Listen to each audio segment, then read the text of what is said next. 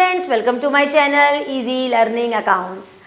आज इस वीडियो में हम कुछ नया पढ़ने वाले हैं, कुछ नया इंट्रोड्यूस करने वाली हूं मैं आपके सामने, और वो है कि अब मैं अकाउंट के साथ साथ हम आगे बढ़ेंगे थोड़ा सा, और हमारे अपकमिंग एग्जामिनेशन जो है हमारा सेंट्रल यूनिवर्सिटी टेस्ट जो अभी रिसेंटली हमारा आने वाला है, जिसका नाम है CUET Central University Entrance Test 2023, उसका प्रिपरेशन मैं आपको अपने चैनल पे कराऊंगी और इजीली आपको एक एक कॉन्सेप्ट, स्पेशली डिडक्शंस जो आपने बिल्कुल भी इस साल नहीं पढ़े थे उसको कराऊंगी, और साथ में मल्टीपल चॉइस क्वेश्चंस में हम किन किन पॉइंट्स पर ओवर ध्यान रखें ताकि हम अच्छी स्कोरिंग के साथ अपना ये कंपटीशन क्रैक कर सके, उस पर भी फोकस करूंगी।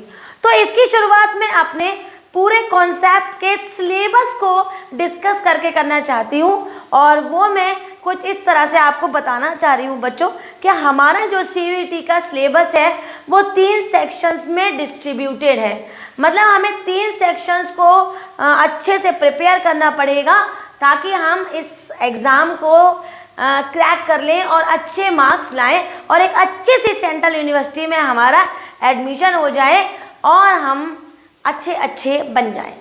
तो सबसे पहले तो अगर हम सेक्शन 1 की बात करें तो उसमें बच्चों हमें लैंग्वेज का एग्ज़ाम देना होगा, जिसमें लैंग्वेज के 2 सेक्शंस हैं, section A and section B। Section 1A में बच्चों अगर हम देखें तो 13 हमें लैंग्वेजेस दिख रही हैं, उसमें हमारी अपनी भी लैंग्वेज है, कुछ फॉरेन लैंग्वेजेस हैं, इंग्लिश तो हम सबकी कॉमन लैंग्वेज है और हमें ब्रिटिशर से ही मिली थी, और सेक्शन B में भी हमारे कुछ अदर लैंग्वेजेस हैं।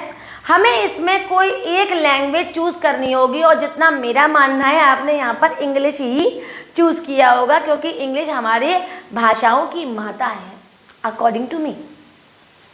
बढ़ते हैं आगे, और हमारा जो सेकंड सेक्शन है वो है हमारा डोमेन। इस डोमेन वाले सेक्शन में बच्चों हमें 27 डोमेन्स हमें गिवन है, लेकिन हम अपने स्ट्रीम के हिसाब से जो अभी हमने रिसेंटली 12th में पढ़े हैं बच्चे, उनमें से स्पेसिफिक डोमेन को चूज़ करते हैं।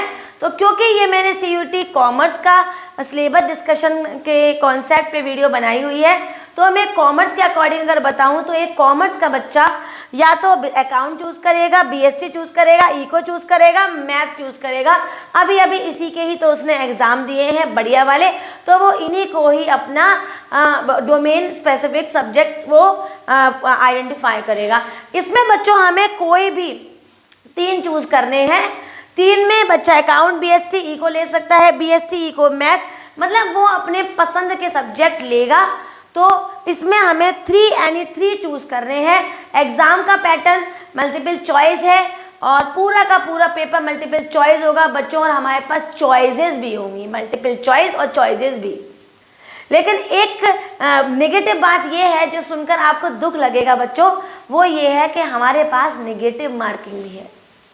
मतलब अगर एक क्वेश्चन में हमें 5 नंबर मिल रहे हैं और दूसरा एक क्वेश्चन हम गलत कर देंगे तो हमारे वो 5 तो गए और -1 और हो गया, मतलब 10 में से हमारे 4 नंबर आ गए। तो नेगेटिव मार्किंग तो हमें करनी ही नहीं देनी है, और सारा काम पॉजिटिव ही पॉजिटिव करना है। नहीं आ रहा है, वी आर हैविंग 10 ऑप्शन, हम छोड़ देंगे उस क्वेश्चन को। तो डोमेन में बाद में, पहले इसका सुन लेते हैं। लैंग्वेज में बच्चों हमारे पास 50 क्वेश्चंस आएंगे और हमें बच्चों ओनली 40 अटेंड करने हैं। हमारे पास 10 ऑप्शन है, जो हमें नहीं आ रहा छोड़ देंगे। हम क्यों नेगेटिव मार्किंग पे अपने आप को, एग्जामिनर को नेगेटिव मार्क करने देंगे? कभी नहीं करने देंगे। इस तरह से हमारे कुछ एग्जाम्स ऐसे होंगे इस डोमेन में जो 50 क्वेश्चंस आएंगे, हमें 40 कर रहे हैं। कुछ ऐसे भी एग्जाम्स है बच्चों जहाँ पर 45 क्वेश्चंस आएंगे, हमें 35 करने हैं। मतलब मैंने ऑब्लिक इसलिए लगाया है कि we are having 10 questions choices. तो बच्चों जो हमें नहीं आ रहा है हम क्यों उसका रिस्क लेंगे, हम उसको छोड़ देंगे। We are having 10 choices. और तीसरा ऑप्शन है बच्चों वो है हमारा सेंट्रल टेस्ट। इसमें बच्चों हमें क्या क्या प्रिपेयर करना है? एक तो हमें हमारी जनरल नॉलेज बढ़िया करनी है। जनरल नॉलेज में करंट अफेयर्स हमारे अच्छे होने चाहिए। हमारे देश में क्या हो रहा है, क्या नहीं हुआ, क्या होगा, क्या होने वाला है, इसका हमें दिमाग में नॉलेज पूरा होना ही चाहिए। करंट अफेयर्स हमें सबसे बुरे लगते हैं, लेकिन हमें उस पर भी अच्छी कमांड करनी होगी। रीजनिंग मुझे बहुत पसंद है, मुझे नहीं पता बच्चों आपको पसंद है कि नहीं, कमेंट करके ज़रूर बताइएगा कि आपको रीजनिंग करना कैसा लगता है।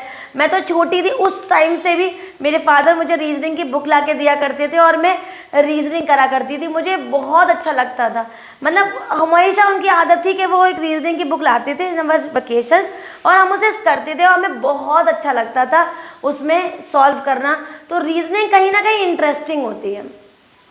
तो रीजनिंग में एनालिटिकल रीजनिंग और हमारी लॉजिकल रीजनिंग, ये रीजनिंग भी हमारे एग्जाम में आएगी। ये तो बिल्कुल परेशान होने की चीज़ें ही नहीं है। एक बार को करंट अफेयर से हम परेशान हो सकते हैं, लेकिन रीजनिंग से तो बिल्कुल नहीं, क्योंकि रीजनिंग की तमाम बुक्स आती हैं।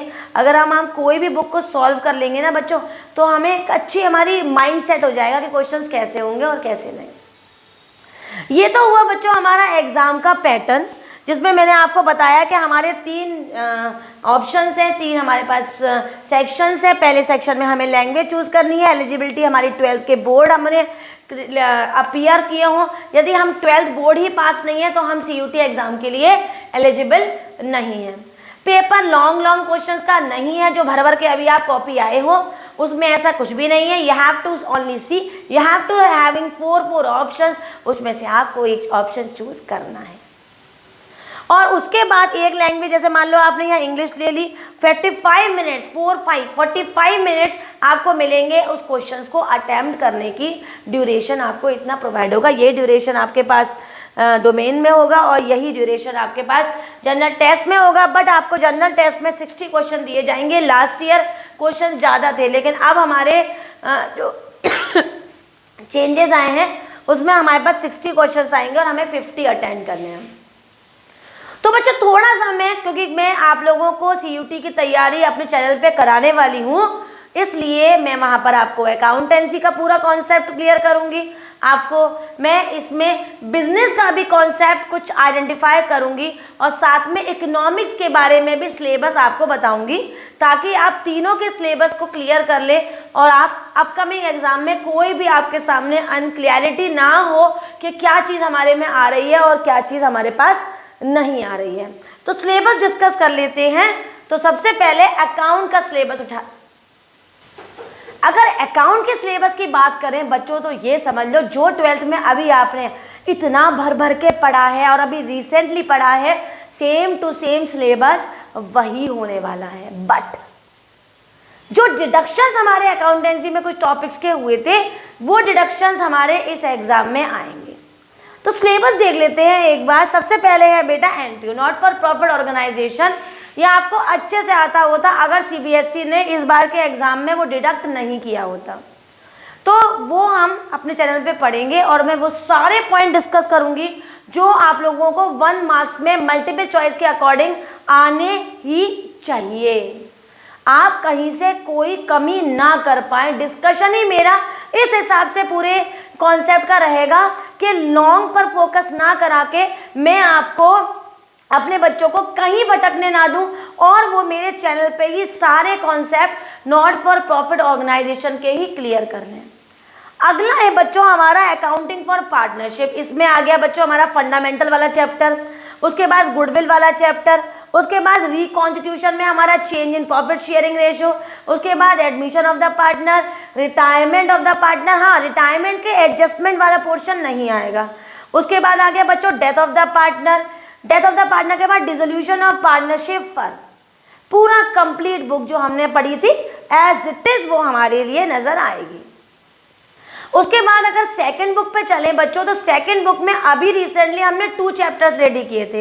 एक था issue of share, issue of debenture. लेकिन बच्चों एक चैप्टर जो आपके लिए डिडक्शन में था, हमने उसे कई बार पढ़ाया हुआ है, पढ़ाया ही है क्योंकि वो हमेशा आया करता था।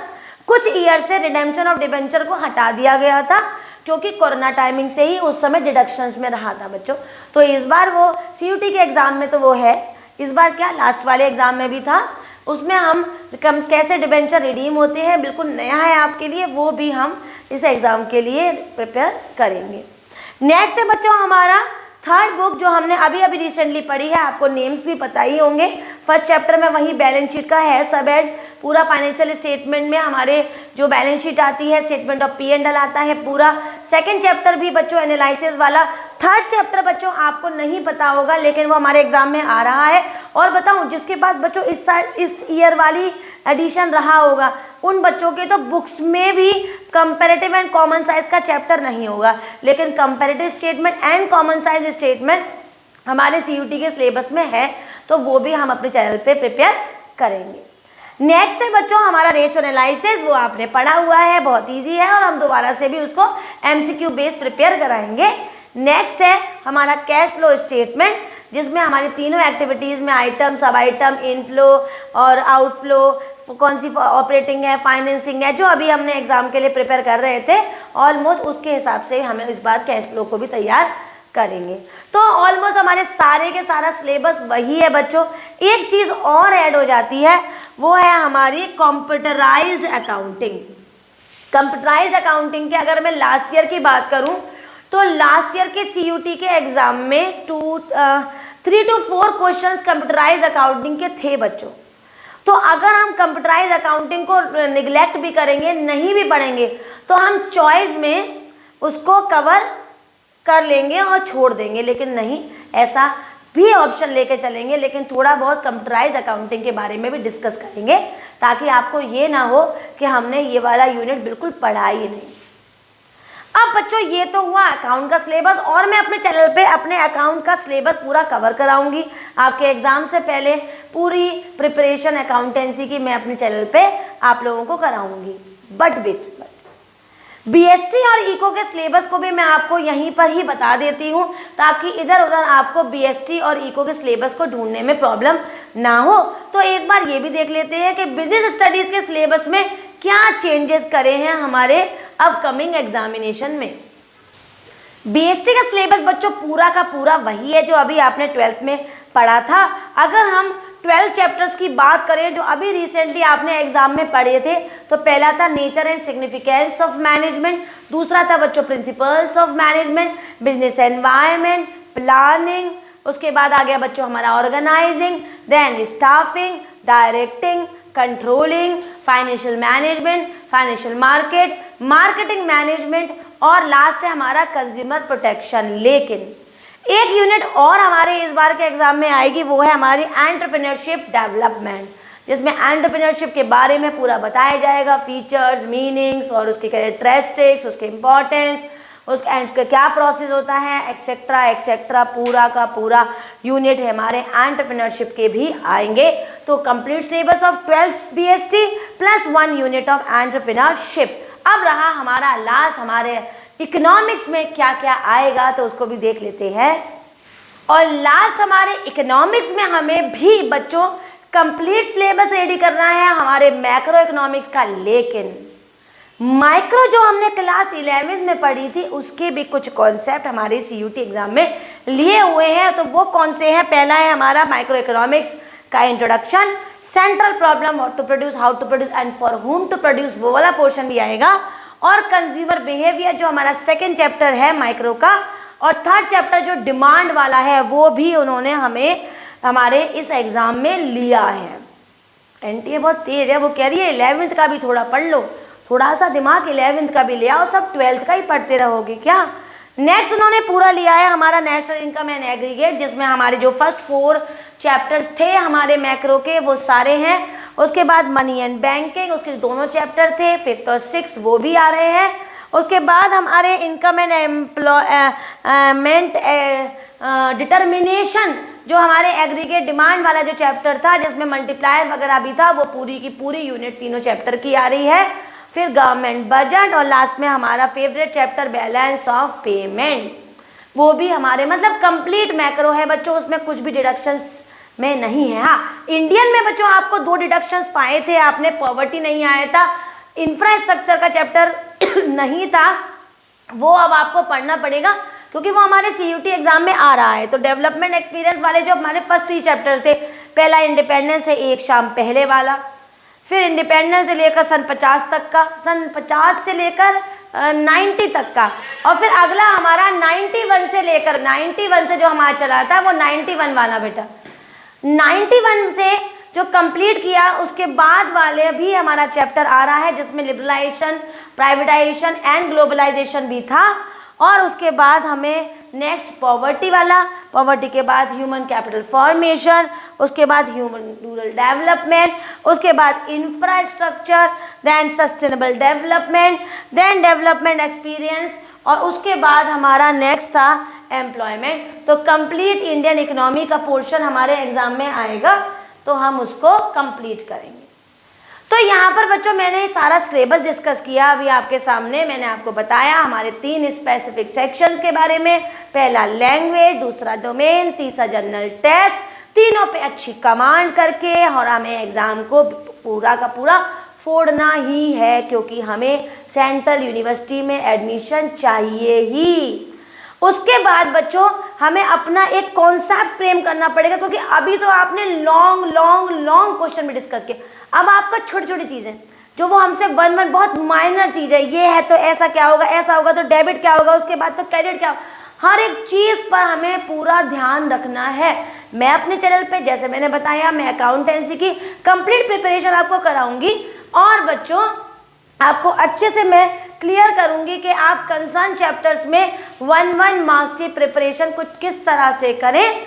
तो आपको मेरे साथ जुड़ना हो तो मेरे चैनल को सब्सक्राइब करें, मेरी वीडियो को लाइक करें और सब में शेयर करें, तो बहुत अच्छा हो जाएगा।